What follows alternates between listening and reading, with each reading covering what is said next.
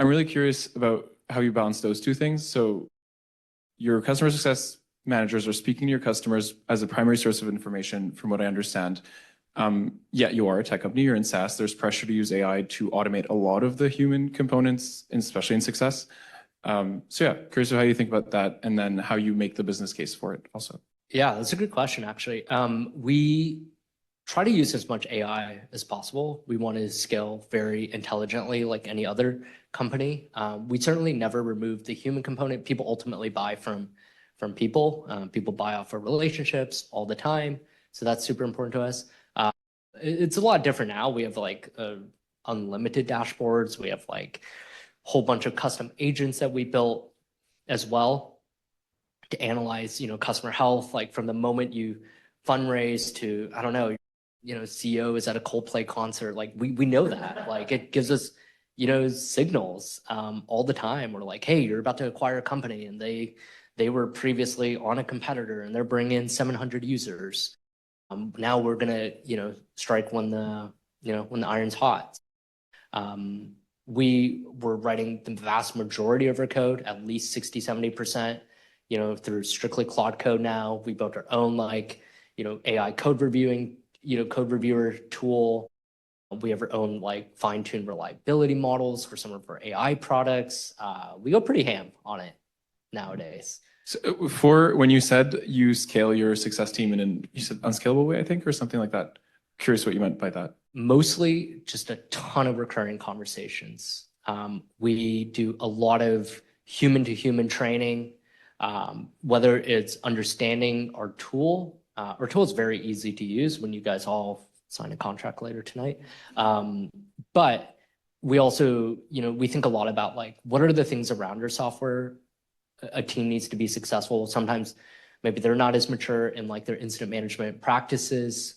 We can certainly help advise on that. And so, we have a team of what we call reliability advocates that their whole job is to basically be almost like an external, obviously biased, but consultant to these businesses. And we spend a lot of money on that every year. And it may not drive any expansion, but we know it'll ultimately help the adoption of our tool. So they don't just evangelize on Rootly, they'll speak to reliability overall. Yeah, a good example of that is, in some countries, you have to pay for people that are on call. Setting up that framework, we have some tools to help you, but setting up the legal program around that to make sure everything is tracked properly can be quite difficult. And so we'll advise on that. Or, we'll advise a company on hey, how do I fix this issue where my leadership team keeps joining these incidents? They're super distracting. And we'll have a conversation with them where we'll put on a session where, we did one, it was called Incidents Are Not a Spectator Sport. And that was a very roundabout way to convince them that, hey, you're actually creating more harm without saying executives here are not useful in these cases. And that has nothing to do with their tool necessarily. It's strictly the culture, the people, the process. Sorry, I know you had your hand up for a while. Thank you. Really enjoyed hearing about your growth stories. This is more like an offshoot of both their questions. I'm just curious how, from vibe-wise, based on your experience of code outreach, how folks' expectations about code outbound has changed.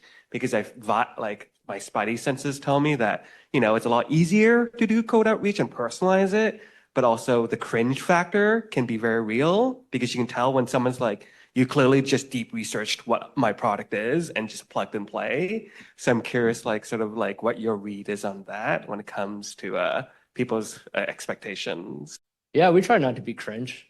Even on that, we built our own version of 11x or these AI SDRs.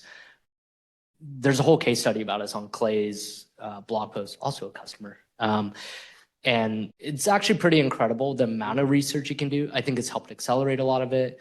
But we still tend to add the human touch to it. We don't try to be like, oh my gosh, congratulations on this incredible new journey. Yeah, exactly. Yeah. It's such an ick. We're a lot more direct, I think. I think the components we put in is we make the ask very clear upfront. We give them the right social proof that they would care about. We go work with a bank, like we're telling them like, hey, we work with like Simple and SoFi Bank and American Express and like, all these other companies, or we go work with a restaurant, like we work with Tim Hortons and Chick-fil-A and all of them. So we try to make it as relevant as possible, but I think people are pretty receptive. And you also want to do things where it's not like, hey, come buy my product. It's like, dude, I'm putting on like the sickest reliability leaders dinner. Like it's going to be 10 people, VP only. We're going to this Michelin star restaurant. Do you want to come?